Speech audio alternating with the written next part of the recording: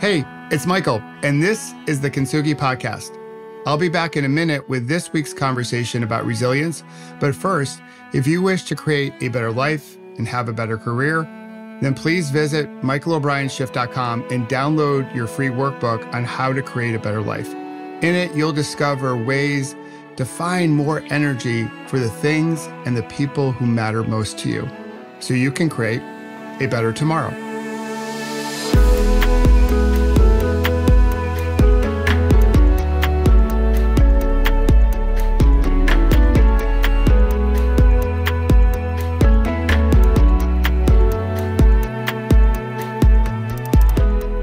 Hey there, it's Michael. Welcome back, or welcome to the Kintsugi Podcast. It's time for another conversation about resilience. When we started the year, I promised more interviews for you to bring people from my Peloton into the Kintsugi Podcast so they could share their wisdom, their story of resilience with you, their Kintsugi story. And today's guest is a gem, such an inspiration. In New York, they would call him a mensch. His name is David Taylor-Klaus, and his Kintsugi story starts when Hurricane Katrina hit the United States. And from that point to today, he's living life with purpose, with intentionality. He embraces his blemishes and scars and his wrinkles, as we all should, because we're all beautiful works of Kintsugi art. We are resilient. Now, normally in an intro before an interview, I would try to share a few gems, to make the interview a little bit more enticing so you stay with the show and you dive into the interview. But David shares so much. I'm just going to pause, breathe, reflect on his interview and invite you to sit back, perhaps take some notes and just listen to David's wisdom, his energy, his sense of humor. What I love is that he brings a practical notion to coaching and also to life to make sure that we take advantage of our one wild and precious life that we all have. So without further ado, let me introduce to you David Taylor-Klaus. Sit back and be inspired by a true mensch. How's it going? It's going well. How's your world? It's beautiful. It's a great day to have a great day. I've been looking forward to this day for, since 2 weeks ago when we first connected. I love your energy. I know the audience is going to love your energy and your wisdom. And so we'll have just two guys having a conversation about how to show up in this world. But we're going to start here. This is the big question. Since it's the Kintsugi Podcast, conversations about resilience, I'll invite you to finish the sentence. Resilience is? You told me the question was coming, and I've done a really good job of not thinking about it because I want to bring up what comes right now. And so for me, resilience is my ticket out. What comes up, what I mean by that is knowing that resilience is possible and available is the way out of anything. So resilience is hope. I love it. The way out. That's so cool. All right. So now that we've defined it through one particular lens, let's talk about your wake-up call. So I've had my last bad day. That was my wake-up call. We've all had wake-up calls of certain intensity. I want to hear about your wake-up call and how loud that alarm was. Or another way of looking at it, how loud that opportunity call was. Mine had comedy involved in it, which was, it was dark and comedic. And I think that's my favorite way of being. So I'll go there. But here's the wrapper for it. I've got a friend named Alexis Artin who says, dude, you can listen to the universe when it whispers in your ear, or you can wait till it hits you in the head with a baseball bat. Your call. And I waited for the baseball bat, right? I've been wrestling with depression since I was a kid, including a suicide attempt at 14. I mean, this is part of my world. We have kids who are aware of it and wrestle with it and are much more conscious about it earlier than I ever was. But I took my eye off the ball in a big way early in my entrepreneurial journey. 10 years into being an entrepreneur, or 10 years into my last company. So this was 2005. I had a really cool awakening. I had a reboot because of some health stuff. Our eldest child, we figured out they needed to come off gluten, and I figured, hey, I'll go with them. Okay. Within about 2 weeks, both of us evidently having very similar neurochemistry, completely different brains within about 2 weeks. And literally for me, it felt like a reboot. So at age 39, I get this reboot, I get this fog lifted. And I chose to see that not as, oh my God, look at this epic opportunity. I spent the next year and look at all the shit I missed. Wow. Look at all the stuff I fucked up. Look what I did wrong. Look what didn't work, didn't happen, should have happened. So from 2004 to 2005, I went into that shit spiral. And it's Hurricane Katrina weekend. And Elaine and I are driving back, my wife and I are driving back into Atlanta across Interstate 10. I'm looking in the rearview mirror and the sky is black. And the thought is, wow, damn, that's a big storm. A little voice inside my head said, yeah, but it's nothing like the one inside you. I was like, first of all, poetic, dark. Why did it have to have a sense of humor? And what became super clear right then was only thing I knew for sure was the 5 best ways to kill myself. I had lost all connection to what was important to me and why I was here and what I was doing. I had been living the should life. I was leading the way I thought I should. I was running the company I thought I should. I was partnering with my business partner the way I thought I should. Everything was, what am I supposed to be doing? What should be happening? Who am I supposed to be being? Doing leadership versus being a leader? You know, life looked great on social media, but it was kind of dead inside. And that was the wake-up call was, I couldn't find a reason to stay. It was for me. But I learned that children of a parent who commits suicide are 50 times more likely to attempt in their lifetime. And that was not the legacy I wanted for my children. That's not who I wanted to be for them. That's not okay. So I stayed for them and I started doing the work for them. I got to a point where it was for me, because you can never really create that change and that shift without it being for you. But you can start it for whatever the hell you need to use to start it. That was the wake up. That was my last bad day. My goal is to never get anywhere close to that again. Yeah. Always in the rearview mirror, please. Your story, David, just gave me goosebumps. Like when you shared, when you looked in the rearview mirror. And with Katrina, we knew that storm was coming. All you had to do was turn on the television. Wherever you happen to live, at least in the States, maybe not in the world, but in the States, you knew the storm was coming. There was acknowledgement of it. Well, yes, and? Yes, and? We ignored the signals of how bad it was, and so did I. That whole year, when I turned the doorknob to my office, my stomach turned, but I made up it was because of the caffeine and spicy food. So I even stopped that stuff to make my stomach better. But it wasn't really working, because that stomach was the universe saying, hey, dumbass, wake up. Yeah, there's a beautiful mind-gut connection that we ignore or perhaps don't have knowledge of. Yeah, at our peril. Yes. So you have this moment, you have your wake-up call. It's Katrina weekend. And you talk about your kids, you talk about you, your family. So you know in that moment, things have got to change. What do you do next? Spend the next several days sourcing and interviewing therapists and diving into therapy. Yeah. Leadership can be super isolating at any level. And as an entrepreneur, you're in a leadership position from the moment you have that seizure to start a company, right? And I really doubled down on that isolation. I kept everything inside. I made up, my business partner doesn't want to hear it. My wife doesn't want to hear it. The kids don't want to hear it. My employees definitely don't want to hear it. And even though I had a peer group, I was in Vistage for aeons.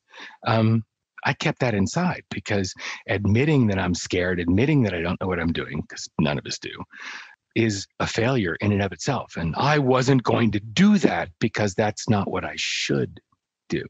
So I started being out loud, talking about it. Started in therapy, then into coaching, then in my partnership with my wife.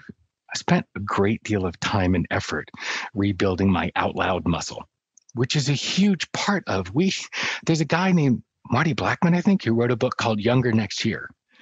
And there are only 3 things to it. One is stop eating crap. Next one is eat less, move more. And the third one is be in connection. The thing that we skip. And Yes. Even before COVID, it was critical. Now more so. In human connection. We need to be in the energy field of other people. We need to connect. We need to be emotionally, physically, spiritually connected. That's essential to our health. We are tribal creatures. So I had to flex that muscle more. An extrovert who was connected enough, like curated connection. So yeah, that was the first work. Beautiful. There's such value in therapy. So what I love about your story is there's a lot of parallels to my story. I packed it down inside too. My corporate life, work sucked. I thought, well, since work sucked, that's why they pay you. Yeah. You ain't doing it for free, so you might as well get some compensation from it. And when I went home, I didn't want to retell the day because I didn't want to retell the pressure and the stress. So I packed it down, as did you. So my wife is the head of my Peloton. I'm here today in a lot of ways only because of her and my daughters, but those 3 primarily. So what was that conversation like the first time you chatted with your wife to say, hey, hon, can we talk? No, it's a generous way to describe it. The chat. No, I was sobbing. I'm coming apart at the seams. It took a very long time to be able to actually speak. Like every time I started to talk about it, it was terrifying. I'm admitting to the nearest and dearest person in my world. God, Elaine and I have known each other since I was 11 years old. Oh, wow. That's so nice. I mean, clearly we didn't date then, but that's getting naked at the rawest place. And that was hard. And to talk about what I was afraid of and talk about what was killing me and saying out loud all the mistakes that I had been making in the most vulnerable place, right? Which should be the safest place, right? Yes. But I didn't feel safe anywhere because I didn't feel safe here. Yeah. If I'm not safe inside, it's really hard to feel safe speaking out loud. Yeah, it's that conversation we have with ourselves. Where we try not to. We try not to. Well, we avoid it. But both you and I are practitioners of conversational intelligence by the great and late Judith Glaser. How we connect, because we need connection. We thirst for it. Even the introverts among us. We need connection because, as you mentioned, we're tribal. But that conversation we have with ourselves, frames or first domino, however we want to look at it, that's so critical. And if anybody spoke to our spouses or our children the way we speak to ourselves, we'd be up in arms. And yet we're horrible. I mean, granted, those are the negative narratives. Those are saboteurs, gremlins, whatever you want to call them. That's the language of our lineage. It's a challenge to shift that, and it's completely possible. I mean, the first work is to shift the internal conversation. Working on changing conversations you're having with others works much better when you're having a healthier conversation with yourself. Absolutely, yeah. It always starts here. It always starts at home, right? Got to fill up your own cup first. Yeah. So from that moment, we start checking out therapists. You get one, start having conversations with those in your life. You're making progress. You're a different man today than you were back then. But the road or the journey, if you will, I'm sure it wasn't easy. There were 3 steps forward, 2 steps back. So current day, when you step in a pothole or there's a moment, because we still all have moments. Even after my last bad day, I still have my moments. You had your wake-up call and you still have moments. What do you tap into when you have a moment? It's a neat term, and I learned it from my work with positive intelligence. And It's blameless discernment. Ah, It's to be able to look at what's happening and what happened with blameless discernment. And here's why that's important.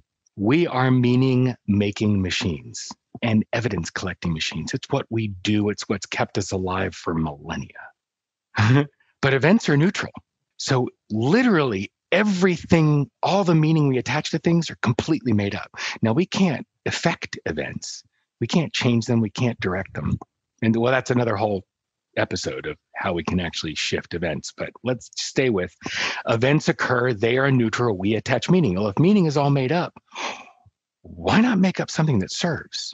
And the easiest way to do that is assess it with blameless discernment. No judgment, no voting, no meaning. Oh, that happened. And then choose what else, what could be true? What else could be true? What else could be true? And playing with all the things that it can mean, from the sublime to the ridiculous, from the logical to the outlandish.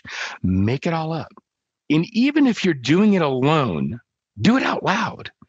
When you say stuff out loud, even in a room when there's nobody else here, oh my God, some of the stuff you'll come up with as to what it could mean sounds ludicrous. The same thing you can say quietly inside your head. When you say it out loud, it's, oh my God, that's crazy.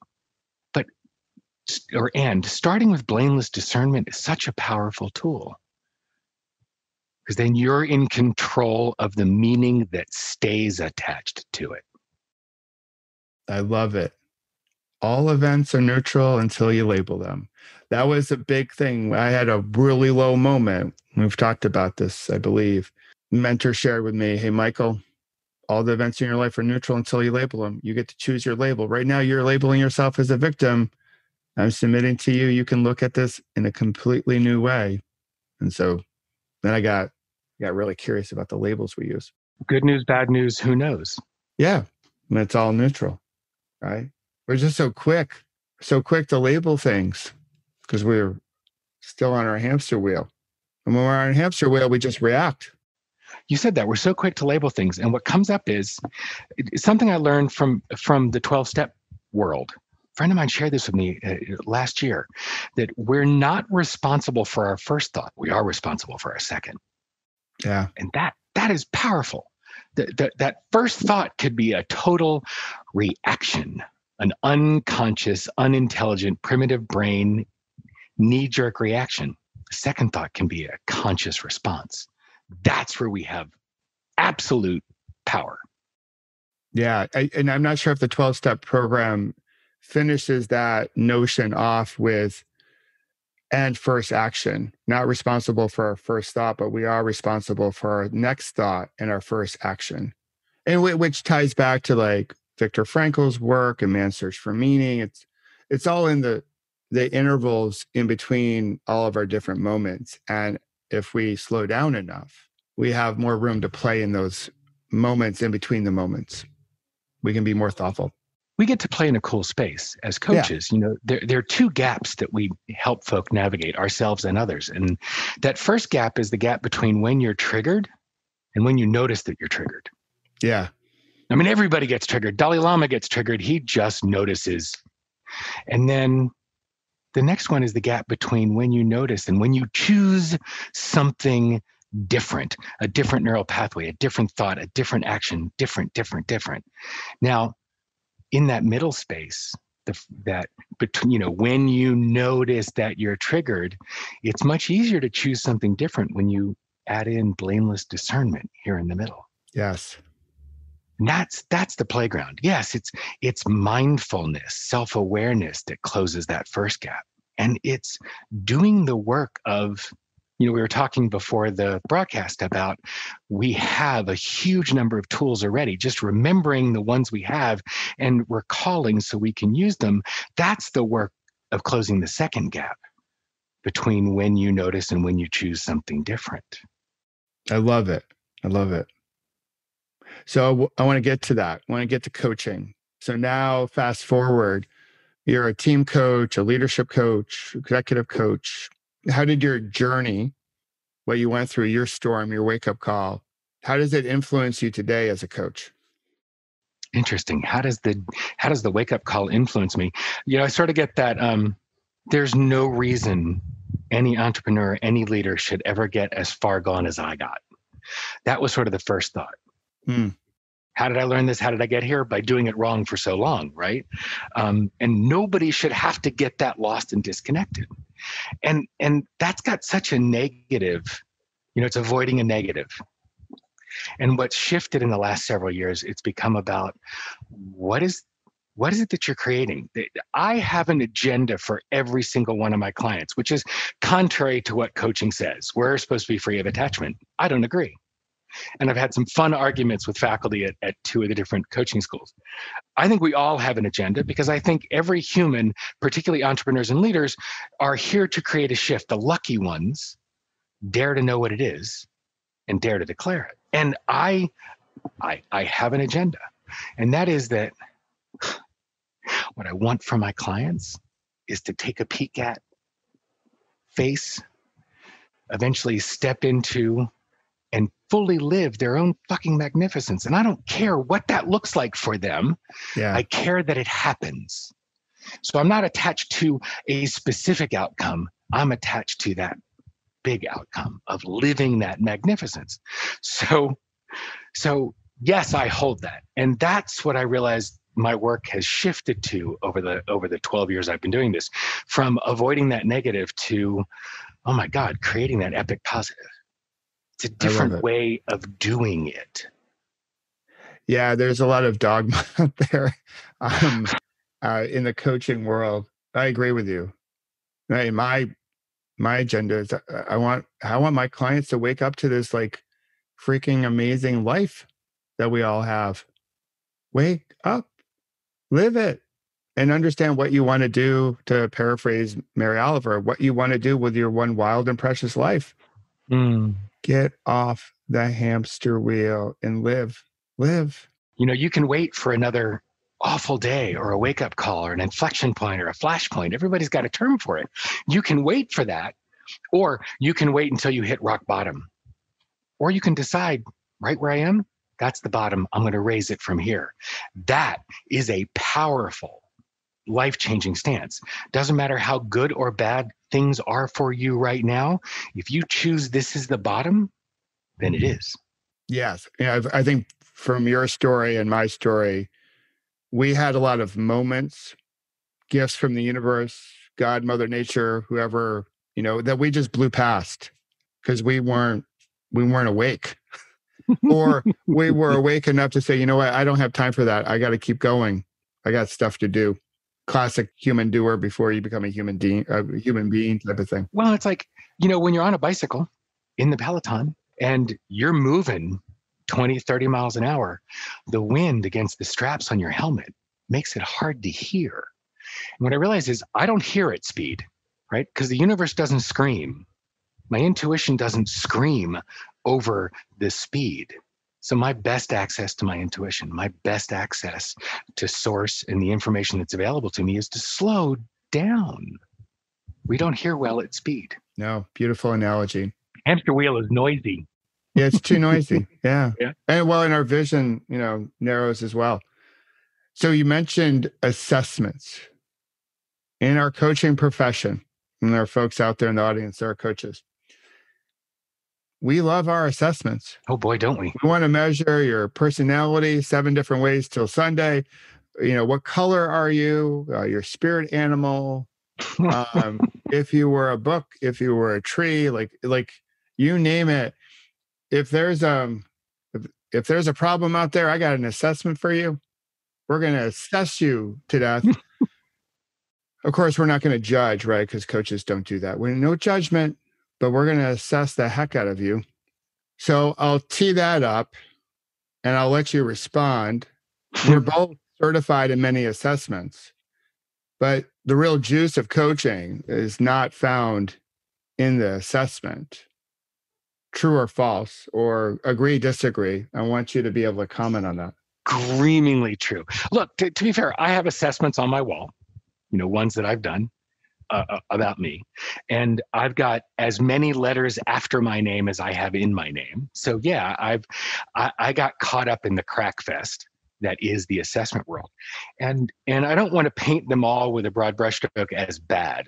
I think that people in our world have a terrible understanding of where the value of these assessments are, where the value is. And that is that people think there's value in the data in and of itself.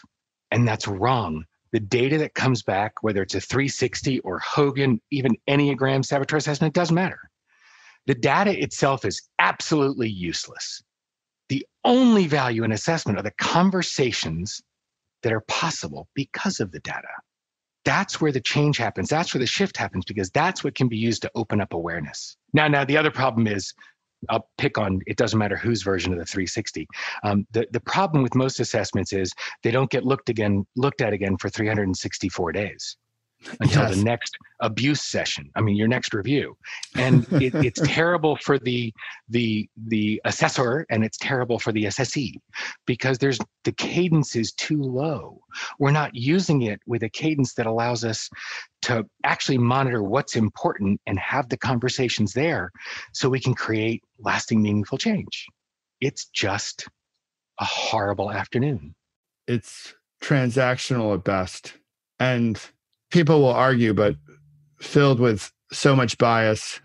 And, to your point, I feel the same way. Like, it's a snapshot in time. It's data rich.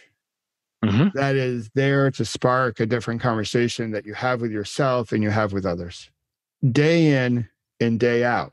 So the 360 is, to your point, not something you look at the next, 364 days from now. It's something where you set your intentions every day based on the findings of your strengths that pop up based on feedback from others. Exactly. When you can use that to create a development plan and measure yourself against that plan, then it has meaning. Otherwise, it's just a piece of paper. Measure yourself against yourself, not measure yourself against others. Yeah, comparison is the thief of joy. We got that in the late 1800s from Teddy Roosevelt. Yes. And that is so powerful. Compare yourself against yourself in that moment at your best. Yes. Compare yourself against your best writ large. Yes. But comparing yourself against anything else, inviting in suffering. Yeah, totally agree. So as we think about rounding out our conversation, for those out there who might be going through a moment, they're looking for maybe validation of the tools in their toolbox, or maybe put a few new tools in their toolbox to help them become more resilient, especially in this moment. What recommendations would you have? Actually, this one's going to come from Judith Glaser, and it's one that anybody can use without training. Judith was famous for a quote, "Words create worlds." And our language is so powerful. We create our experience through the words that we use, and our words are also an indication of what we're making up in our head. So I want to offer people the opportunity to reorient the way they see. Let's look at it this way: how they determine where their time, effort, energy, and attention go. And the problem is the phrase work-life balance. We use that and it skews everything. So here are the pieces. Here's where the words mess us up. Whose idea was it to put work first?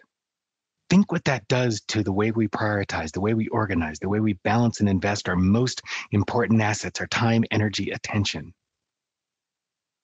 Work-life balance, that's asinine, right? At the very least, it should be life-work balance.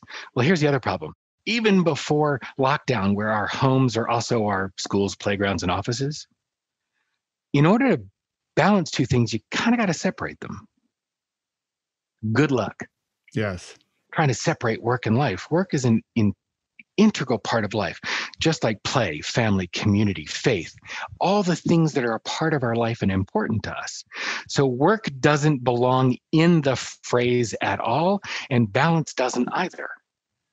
The game and the lens I want to offer people is to look at the things that are important to you and create a rhythm among those: work, family, play, community, faith, whatever they are for you. The game is life rhythm. Forget work-life balance. That's a lie. It's a myth. It's horrible. Life rhythm. When you can switch to that language as you look at how you invest your time, effort, energy, and attention, then you're creating something, a life that works for you. So that's the tool that I'd offer. I love that. I love that. The rhythm, I like to think of it as harmony. And if you're looking for balance, I bet there's assessment out there that can measure your work-life balance. Probably 5. Right. So one fun question, one a little bit more serious question. Through this pandemic moment, that's a long moment, what have you discovered about yourself? I said to my wife several weeks ago, I said, kind of weird, I'm getting used to being an introvert. And she said, oh, sweetie, you're not being an introvert, you're being a hermit. I love that. Elaine and I have been coaching, I have clients in 16 time zones, right? So I've been coaching over Skype and now Zoom for 12 years. But we used to travel for fun, for family, for friends, for learning. So we're not getting Zoom fatigue from being on Zoom, we're getting Zoom fatigue for not having other engagement. Mirror neurons are withering. And I was like, oh yeah, the world's just catching up with us. I can do this. Extroversion doesn't feed your mirror neurons the way real human connection does. Yeah. So time being outside, feet in the grass, they're the interacting with nature, grounding, and interacting with other human beings, even more critical for me than I thought. And I gave that a lot of power and priority before, but oh my God, it's become super clear. I thirst for live music. Yeah, live music and kitschy restaurants and hugs. Yes. I miss all those. Yeah, and it doesn't have to be a massive amount of people, although you go to a concert, usually you get a few thousand. But yeah, just that hug, just those simple things. Certainly miss it. Like yourself, I've been on Zoom for years. I haven't necessarily been like every call on Zoom. So which is something that we have to like dial back. We don't have to make every call a Zoom call. Some of them can be walk and talk calls to get out to nature. But to your point that you brought up, David, it's connection. Like we need connection. That's the whole spirit of Kintsugi, is like the pieces break. We have to have connection. We got to have the glue that brings us all back. We need to be within the people. We need that. And willing to do that and not throw away what appears broken. It's so easy to say, all right, that's done, and sweep away the pieces. And that's such a missed opportunity. It is. All right, here's the fun question. I'm having dinner Saturday night. You're a big wine aficionado. Like a red, maybe like in the Pinot family. So what would you recommend? Ooh, I'm going to take you out of Pinot to the soft end of Cabernet Franc. Oh. The Cabernet Franc's a grape that's been used to blend down the power of a Cabernet. And in the last several years, Elaine and I have gotten into finding some really esoteric, exciting Cabernet Franc, some that are on the big, bold, bite your tongue back, high tannin, but real complex, and some of the softer, more engaging ones. And we found a couple Italian houses that are making Cabernet Franc. And when you ask the place where you buy your wine, they're going to say, "Oh, what?" All right. And keep asking, because you can find some that are sort of like a bolder Pinot. Nice. All right. I will pass that on to my wife because she's in charge of the wine in our household. So, and she's from Oregon, which is home of a lot of beautiful Pinots in the Willamette Valley. So we'll see what we can do to add to the diversity of our palate. We'll explore. Keep digging for some American Cabernet Franc makers. That's going to be a fun journey. All right. That's very cool. All right. So David, how can people find you in this great big world of ours? I'm a big fan of making things easy. The book that I just released is called Mindset Mondays with DTK, and you can go to mindsetmondayswithdtk.com. You learn about the book. You can download the Rewire framework, yet another tool, not an assessment, a framework that you can use for playing with new ways of thinking, being, or doing, and you can learn about me. Awesome. David, thanks for joining us. Keep breathing. Of course, have fun storming the castle Talk to you soon, brother. Yeah, it'll never work. It'll take a miracle. It'll take a miracle. Thanks for letting me play. Hey there, it's Michael. Welcome back. Isn't David awesome sauce? He's so great. That interview could have gone on for hours. We could have turned it into a Tim Ferriss type podcast, but we didn't because I try to make these bite-sized for you because I know how active you are. We spoke for hours before the interview. Again, we could have spoken much longer in the interview. I love David's approach. We share, obviously, for our love of cycling and coaching and just trying to be a better human to other humans. That's what we all have the ability to do with this thing called life.